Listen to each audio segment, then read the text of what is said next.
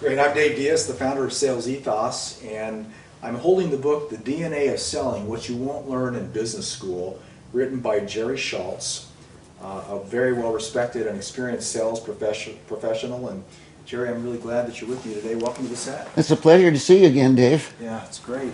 So we're going to talk about your experience and where you're currently at and where you're currently going.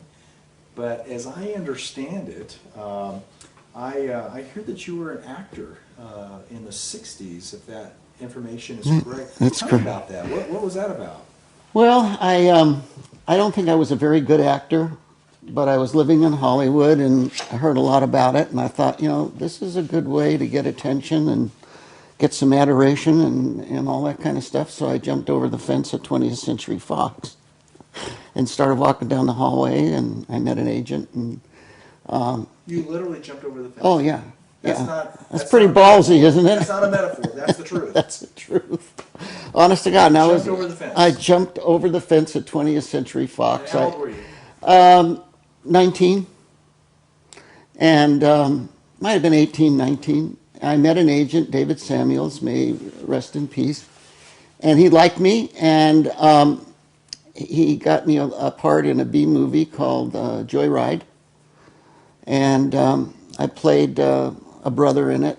Not a brother, but I had a brother in it. I was one of the bros, but and it kind of really, I liked it. It was a lot of fun, and I got invited to a few Hollywood movies, and then I met a casting director at Warner Brothers, and he started calling up my agent, and I got some parts. I was in Cheyenne with Clint Walker, and I had a cameo role in that, and Maverick with James Gardner, and I love Maverick. I was screen tested to play one of the leading roles in The Dark at the Top of the Stairs with Eve Arden and Preston Foster.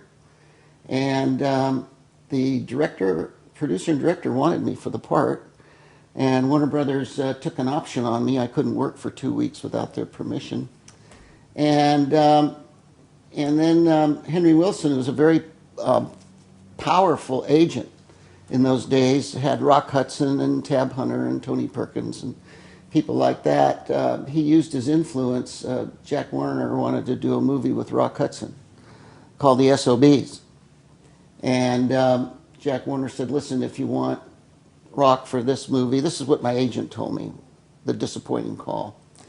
And he said, you're going to have to use my guy, Lee Consolving, who actually did the play on Broadway. And I had close calls like that. I did a test to play Tony Curtis's brother in The Sixth Man, and I got this close about 3 or 4 times. But I wasn't a name, and when the money starts to worry some of these investors, they like to go for a name, so they got box office. And but I did about small parts in about 40 TV shows and a couple of movies.